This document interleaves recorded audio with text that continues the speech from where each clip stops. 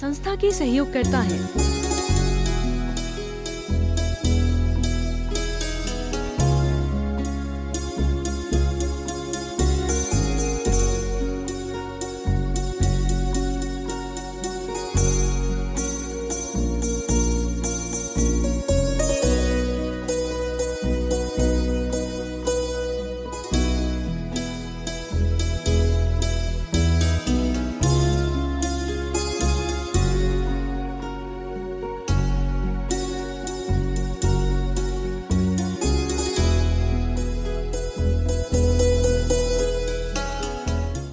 पिता का दरबार छोड़ते हुए, पिता का घरबार छोड़ते हुए बेटी का जरा भी दिल नहीं दुखता है। लेकिन आप सोचना, जब बेटी अपने घर का इतना पुराना आंगन छोड़कर जाती थी तो उसका कितना दिल दुखता था। लेकिन पवनजय छुप कर मिलने आए थे। पहले एक आदमी घर का देख आता था, बुजुर्ग और लड़की एक नंबर की निकलती थी, क्योंकि सख्त जमाना था। घर का एक बूढ़ा जिसे सही से दिखता भी नहीं था वो भी देख आता था, लेकिन वो गुण देखता था, शकल नहीं देखता था। वो चमार नहीं था, वो बुजुर्ग था, तजुर्बे थे उसके पास। वो ये देख लेता था रोटी कैसे परोस के गई, कैसे चल के आई, धीरे चली या नहीं, दोनों हाथ से दिया या नहीं, पानी अच्छे से दिया या नहीं दिया। वो कहती है तुम हमें देखने आए थे, हम तुम सबको एक एक करके देख लेंगे। क्योंकि पहले हम बच्चों को पढ़ाते थे 1 2 3 4 करो सभी से प्यार। आप पढ़ा रहे हैं 1 2 3 बाप बेटा फिर। आप किसी को किसी से लेना देना नहीं। हमारा पता एक होता है लेकिन हमें एक दूसरे का पता नहीं होता है। हम पहले दूर होते थे लेकिन दिल हमारे नज़दीक होते थे। हमारी संवेदनाएं इतनी कहते हैं प्रगाढ़ थी कि हम जिसका नाम लेते थे वही उस दिन आ जाता था, जिसके बारे में सोचते थे उसका पत्र आ जाता था।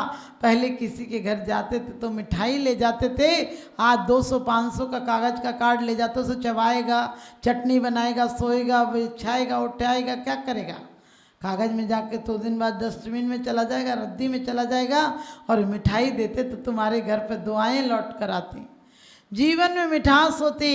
इसलिए हमारे आचार्यों ने कहा है क्रोध से, लोभ से, विरुष से, हाथ से मत बोलना। अंधों के अंधे होते हैं। हंसी में तो बोला था। क्रोध में कभी कभी बाप बोल जाता अपने बेटे को कि तू असल बाप कहे तो निकल जा। कभी कभी आप सत्य में कितने बेकार शब्द बोल जाते हैं।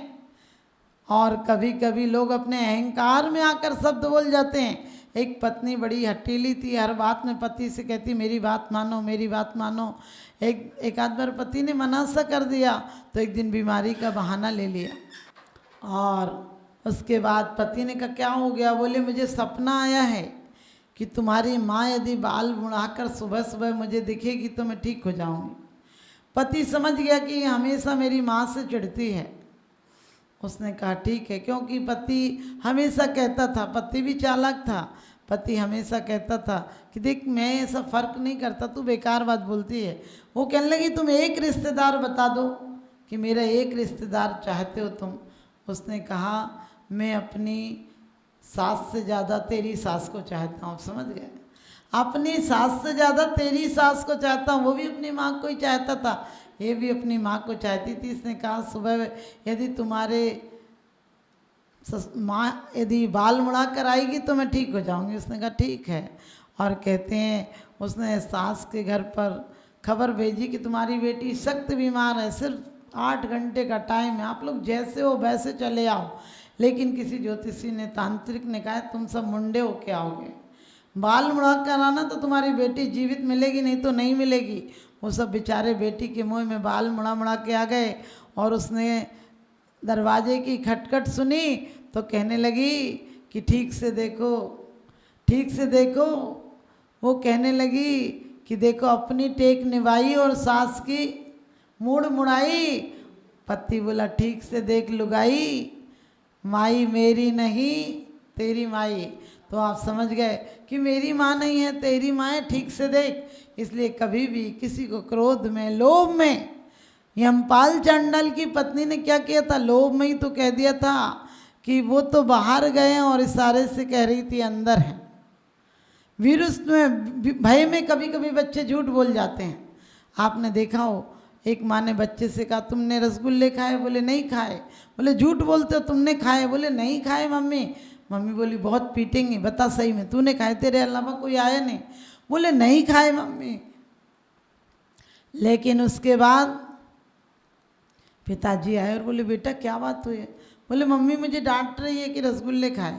पापा प्यार से बोले बेटा कोई बात नहीं, खा लिए तो तुम्हारे लिए थे। बेटा खा लिए तो कोई बात नहीं, वो तुम्हारे लिए थे, लेकिन उसमें गुठली थी ना बेटा, नहीं खानी थी वो। बेटा बोला पापा जो मैंने रसगुल्ला खाया था उसमें गुठली नहीं थी। आप समझ गए? आप प्यार से बोलेंगे तो घर में सब समाधान निकल जाएंगे। तुम्हारी शान घट गई होती कि रुतबा घट गया होता, जो गुस्से में कहा तुमने वही हंसकर कहा होता। कुदरत को ना पसंद है शक्ति जवान में, कुदरत को ना पसंद है शक्ति जवान में, और इसीलिए तो नहीं दी हड्डी जुबान में, इसीलिए तो नहीं दी हड्डी जुबान में। ये जुबान में हड्डी नहीं है, मुलायम है, कोमल, ये शिक्षा देती है कि तुम कोमल वचन बोलो। दांतों से नहीं बोला जाता, जिब्या बोलने के काम आती है, और जिब्या आती है नरम होती है, मुलायम होती है, वो शिक्षा देती है कि मेरे द्वारा कभी कठोर वचन मत बोलना, यदि बोल दिए तो तुम्हारी 32 को नीचे करवा दूंगी। और कहते हैं कि जुबान नरम होती है इसलिए जन्म से आती है और मौत तक साथ रहती है। दांत कठोर होते हैं, पीसने का काम करते हैं, चबाने का काम करते हैं, इसलिए बाद में आते हैं तब भी दस्त हो जाते हैं, और जाते हैं तब भी लस्त और पस्त कर जाते हैं। इसलिए जीवन में आप आओ तो ऐसे आओ कि मेहरबानी बन जाओ, और जाओ तो जाओ ऐसे बन जाओ, कहानी बन जाओ। अपनों और अपनी की तो सब लोग प्रशंसा करते हैं, हमें अपनी निंदा सुनने की भी आदत नहीं है। हम अपने सत्य को भी सुनने में कटु लगता है, और झूठा कोई कह दे, जितना असत्य है, जितना प्रचार है, जितना मेकअप है, जितनी पढ़ाई है, क्या पढ़ा रहे हैं, चांद सूरज पढ़ा रहे हैं, कितनी ऊंचाई है ये पढ़ा रहे हैं। अरे दिलों तक जाओ, दिलों की ऊंचाई, जो बड़े गर्व से कहते हैं हम पहुँचे चांद सितारों तक, जो अभी शांति संदेश छोड़कर आए नभ के द्वारों तक, वे हमें बताएं कि सचमुच कितने स्नेह के भूखे हैं जो चांद सितारों तक पहुँचे। भाई के हृदय छूते हैं, भाई के हृदय छूते हैं। आपको पता होगा अंजना से पवंजय ऐसे बेगाने हो गए एक शब्द के कारण। मिस्र केसरी ने यही तो कह दिया था कि विद्युत प्रभ अच्छा था। लोगों ने कहा भी, सखियों ने कहा भी कि तुम कहती हो विद्युत प्रभ अच्छा है। अरे विद्युत प्रभ सन्यासी हो जाएगा, और कोई की पत्नी का भी पति यदि सन्यासी हो जाएगा वो ग्रस्त जीवन में कैसे रह पाएगी। लेकिन अंजना वो अदब से चुप थी, वो अदब से चुप थी, गुनाहगार की तरह, और उसकी जबान चल रही थी तलवार की तरह। वो उन ख्यालों में खोई थी कि अभी क्या कहूँ, बाद में जवाब दूंगी। पवंजय के ख्यालों में खोई थी। पवंजय छुप कर सुन रहे थे और कहने लगे ये मेरा अपमान सुन रही है, ये शायद उसे चाहती इसलिए कोई जवाब नहीं दिया। इतनी सी बात, जरा सी बात, पूर्व जन्म की 22 घड़ी छुपाई हुई प्रतिमा का इतना प्रतिफल मिला कि उसे 22 घड़ी पति से दूर रहना पड़ा। और समता और धैर्य देखिए, क्योंकि भारत की नारी में बहुत धैर्य की पराकाष्ठा होती है। सीता ने एक अपशब्द नहीं कहे राम को, निकालने धोखे से निकाल दिया, लेकिन फिर भी कहा कि आप मेरे पतिदेव से निवेदन करना, मुझे छोड़ दिया, सत्य और धर्म को ना छोड़ दें। और अंजना ने इतने साल रहने के बाद एक शब्द पति से नहीं कहा। उल्टे पति जब जाने लगे तो आरती का थाल लेकर, मंगल थाल लेकर आई थी, मंगल कामना करने के लिए, विजय लक्ष्मी लेकर लौटो, ऐसी शुभ भावनाओं से आई थी। लेकिन उसके बाद भी पवंजय लात मार कर जाते हैं तो भी कहती कम से कम आज तुमने स्पर्श तो किया।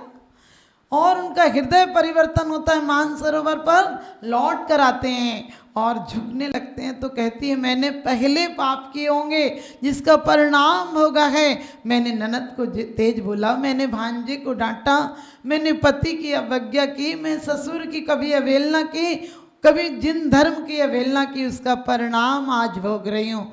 मुझे और मत डालिए, मेरे कर्मों का फल था। और आप सबको पता है कि वो मधुर शब्द अंजना के पवंजय को फिर से दीवाना कर देते हैं। और जब लौट कर आते हैं युद्ध से, अंजना को नहीं पाते हैं तो अपने माँ बाप से कहते हैं कि मेरे आने तक आपने इंतजार किया होता, इतनी मर्यादा थी कि रामचंद्र जी जब अयोध्या गए थे तो आपको पता होगा ये नहीं कहते थे कि सीता कहाँ है, जगह जगह पर आपने सुना होगा ये कहते थे कि भामंडल भगनी कहाँ है, जनक नंदिनी कहाँ हैं। पहले बाप और भाई को इज्जत मिलती थी, आजकल की बेटियां लड़की हो गई, लड़ाई की हो गई, यानी जरा जरा सी बात में कह के तो देखो ज्वालामुखी की तरह उबलने लगती हैं। अपने बेटियों को यदि मंगल कलश बनाकर भेजना है तो बेटियों को सहनशील बनाओ और शांत बनाओ। उनकी प्रवृत्तियां बचपन से, उनकी हर ख्वाहिशें पूरी मत करो, वरना वो पति से भी यही चाहेंगी। हर बात आप उनकी पूरी करेंगे, उनके जीवन को आप अभिशप्त बना देंगे, उनके जीवन को आप जहर घोल देंगी। क्योंकि जो माँ बाप अपने बच्चों की हर जिद पूरी करते हैं उनके परिवार बच्चे कभी सुखी नहीं हो पाते हैं। क्योंकि बेटा यदि जिद्दी होगा, जैसी माँ ने उसकी ख्वाहिशें पूरी की हैं वैसी ही पत्नी से चाहेगा। कहाँ से पत्नी पूरी करेगी, क्योंकि पत्नी भी उसी परिवेश में पलकर आई है। इसलिए अपने बच्चों को लायक बनाइए, लेकिन इतना लायक मत बनाइए कि वो आपको नालायक समझने लगें। तो आपसे यही कहूँगी कि अपने बच्चों को पहले काज से कमल पढ़ाते थे, काज से कहते थे कि कमाओ, खाद से खाओ, घास से गीत गुनगुनाओ और घास से घर बनाओ, घर को आनंदमय बनाओ। आजकल कहते हैं काज से कर्जा लो, खाद से खा जाओ और घास से गायब हो जाओ और घास से कोई कहे तो घुर्राओ, ये सब सिखा रहे हैं। तो आप ध्यान रखें, सत्य को अपने जीवन में लाएं। और एक असत्य के कारण वसु भी नरक में पहुंच गया, तो हम और आप लोग किसी शब्दों के द्वारा, हमारे कठोर शब्दों के द्वारा किसी को आघात ना लगे, इसलिए हमारे शब्दों का माधुर्य हो, मीठे शब्द हों, हमारे शब्द किसी को यादगार बन जाएं, कोई पुनः सुनने के लिए लालायित हो जाए। हमारे शब्द ऐसे होना चाहिए। आपके घर घर में यदि आपको आनंद और दिवाली लाना है, हमें होली जलाना नहीं, हमें दिवाली मनाना सीखना है, तो क्योंकि प्रेम के दीप जलाएं और कोई मन की गांठ है तो अपने नम्र शब्दों की चाबी से उन्हें खोलने का प्रयास करें, तो आप सबका जीवन सुखी होगा। और आप सत्य को अपनाएं, जो कुछ है वही, बनावटी क्या दिखाना, ऐसा जीवन अपनाएं, आप सब सुखी और शांतमय जीवन जी सकें और आपका जीवन सत्यम शिवम सुंदरम हो। मेरा यही शुभाशीष। संस्था के सहयोगकर्ता हैं